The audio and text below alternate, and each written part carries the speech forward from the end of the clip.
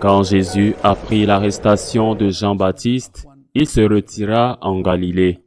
Il quitta Nazareth et vint habiter à Capharnaüm, ville située au bord du lac dans les territoires de Zabulon et de Nephtali. Ainsi s'accomplit ce que le Seigneur avait dit par le prophète Isaïe. Pays de Zabulon et pays de Nephtali, route de la mer et pays au-delà du Jourdain. Galilée, toi le carrefour des païens. Le peuple qui habitait dans les ténèbres a vu se lever une grande lumière. Sur ceux qui habitaient dans le pays de l'ombre et de la mort, une lumière s'est levée. À partir de ce moment, Jésus se mit à proclamer « Convertissez-vous, car le royaume des cieux est tout proche. » Acclamons la parole de Dieu. 3 points dans ce fragment de l'évangile de Saint Matthieu. L'Évangile donne quelques données historiques. En effet, la ville de Capharnaüm est devenue le centre des activités de Jésus en Galilée. C'était une ville frontière, c'était une ville riche. Elle avait une garnison romaine et c'était la ville où vivaient Pierre, André, Jacques et d'autres. Jésus y a établi son quartier général. Et de là, il s'est déplacé d'un endroit à l'autre. Parfois, même en bateau, mais Matthieu ne se contente pas de donner un aperçu historique, géographique, en faisant allusion à ce que dit le prophète Isaïe. Il parle de Jésus comme de la lumière. Jean, dans son évangile, utilisera fréquemment cette image. La lumière. Le Christ est la lumière. Mais que signifie la lumière? La lumière signifie que, grâce à elle, ce qui n'était pas visible est maintenant visible. Grâce à elle, grâce à la lumière, vous savez où vous devez marcher, sans vous frapper et sans frapper. La lumière, donc, qui est naturellement un élément physique, est aussi un symbole moral. C'est un symbole religieux d'un point de vue éthique. Vous avez la lumière. Le premier enseignement, le Christ est la lumière. Saint Jean insistera beaucoup là-dessus. Quand, par exemple, Judas sort pour trahir Jésus, Saint Jean ne dit pas dans l'Évangile qu'il faisait nuit.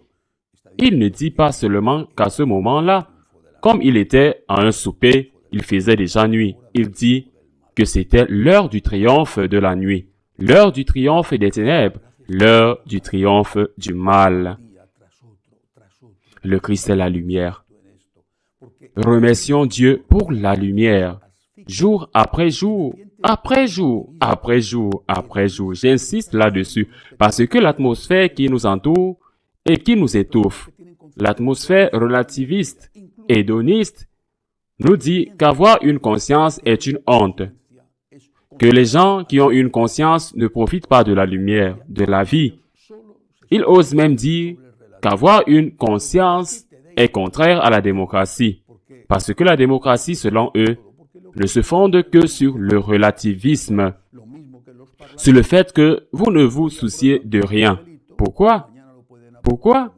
Vous ne vous souciez de rien parce que ce que vous considérez comme bon aujourd'hui, vous pouvez le considérer comme mauvais demain, tout comme les parlements peuvent approuver aujourd'hui comme un crime. Demain, ils peuvent l'approuver comme un droit. Par exemple, l'avortement.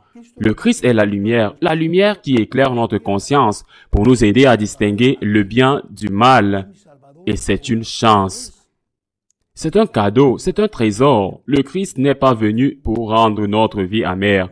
Le Christ est notre Rédempteur, notre Sauveur, ici sur la terre déjà.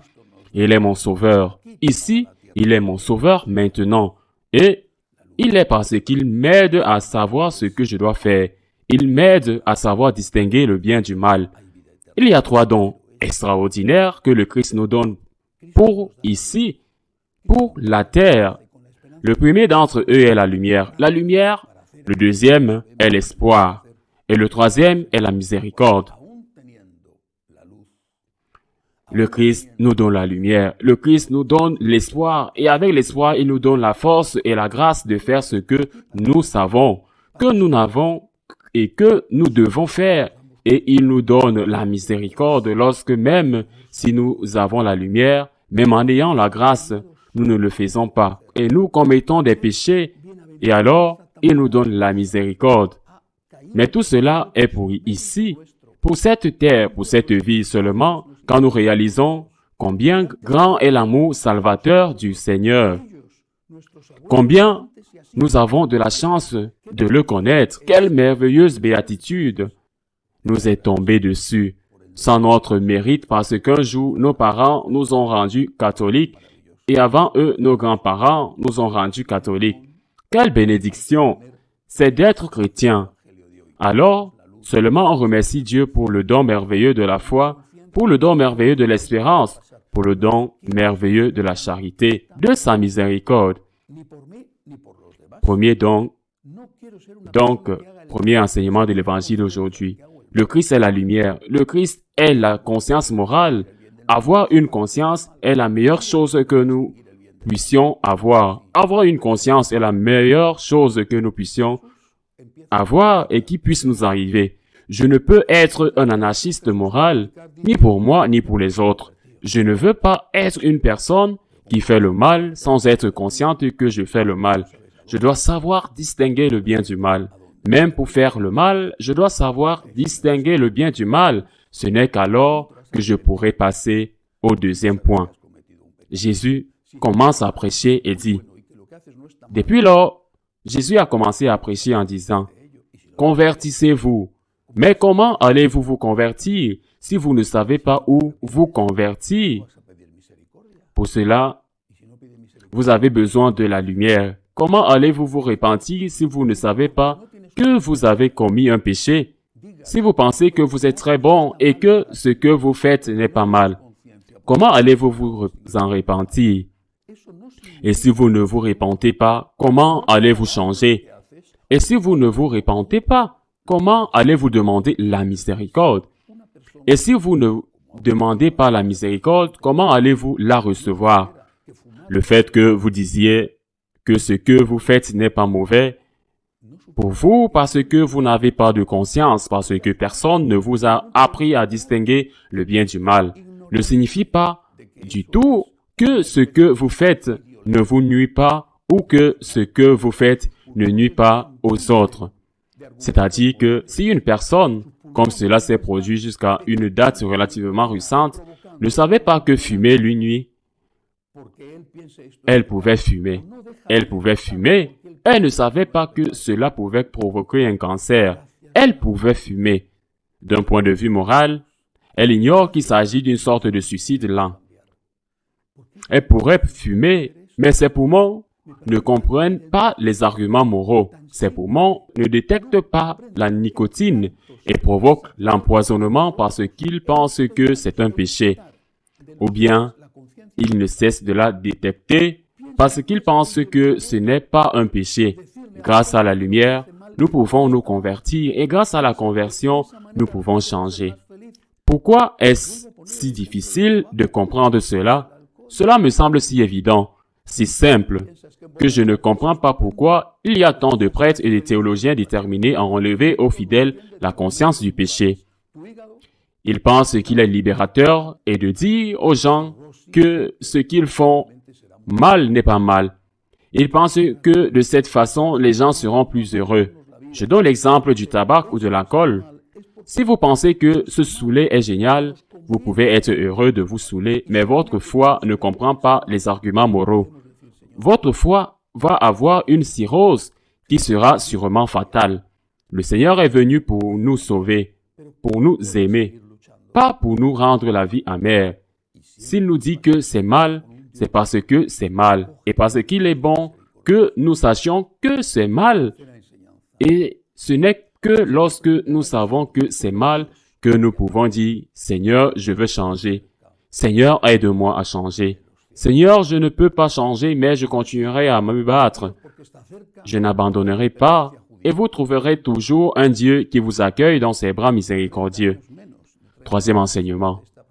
Le Seigneur a prêché en disant, « Convertissez-vous » et il a ajouté, « Parce que le royaume des cieux est proche. » Il n'a pas dit « Convertissez-vous parce que l'indépendance juive est proche. » Par exemple, 30 ans après cela, après cette proclamation, le grand soulèvement juif contre Rome a commencé.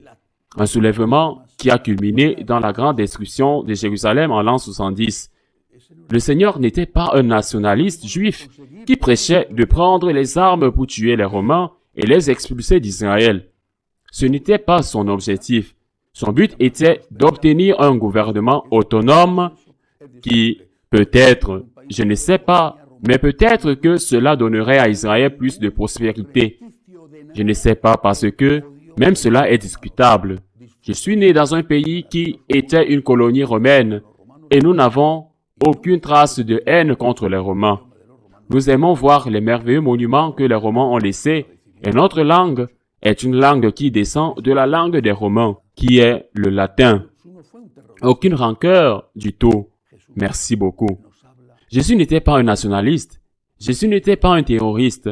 Jésus nous parle du grand royaume qui est le royaume des cieux. C'est de cela que le Seigneur nous parle. Et c'est cela que nous devons désirer. Bien sûr, il est légitime et nécessaire de travailler pour vivre mieux ici, pour avoir des conditions décentes pour vous et votre famille, pour votre patrie. C'est légitime, c'est nécessaire, mais en sachant que tout arrive. Quand la première conquête de Rome a eu lieu, l'Empire romain, la ville de Rome, a été conquise 2 fois. La deuxième a été la définitive. Quand la première conquête de Rome a eu lieu, c'était une chose surprenante à l'époque. Eh bien, Saint Augustin était l'évêque dans une ville d'Afrique du Nord, dont la ville d'Hippone.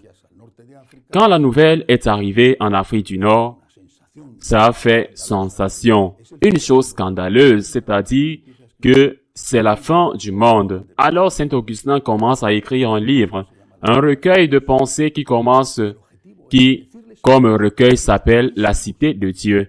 Et le but était de dire à ces Romains très effrayés qui vivaient en Afrique du Nord et qui, du vivant de Saint Augustin, connaissaient l'invasion destructrice des Vandales. Saint Augustin meurt pendant le siège de sa ville, Hippone, mais il leur dit, relevons la tête. La cité des hommes passe, les empires passent, et même s'ils ne passent pas de votre vivant, ils passeront. Mais même s'ils ne passent pas de votre vivant, ce qui passera, c'est votre vie. Relevons la tête. Nous sommes citoyens du ciel. La vie éternelle existe. Le ciel existe et l'enfer existe. Donc, la lumière pour savoir ce que je dois faire, la grâce, la force pour me convertir encore et encore et encore et demander la miséricorde parce que je veux être un jour avec Dieu et avec la Madone dans le royaume des cieux. Ainsi soit-il.